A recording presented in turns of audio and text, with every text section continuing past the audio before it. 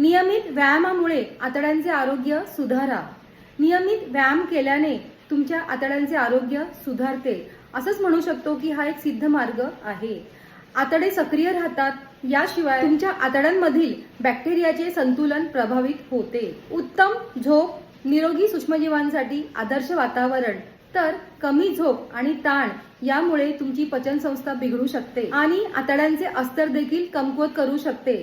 सकाळी झोप झाल्यानंतर 30 मिनिटाच्या आत नाकाने श्वास घेण्याचा व्यायाम केल्याने तुमचे मन आणि शरीर प्रसन्न राहते। नाकाने श्वास घेणे, नाकाने पर्यायी श्वास घेणे किंवा पोटातून श्वास घेणे यामुळे तुमच्या दिवसाची सुरुवात शांत आणि केंद्रित होते।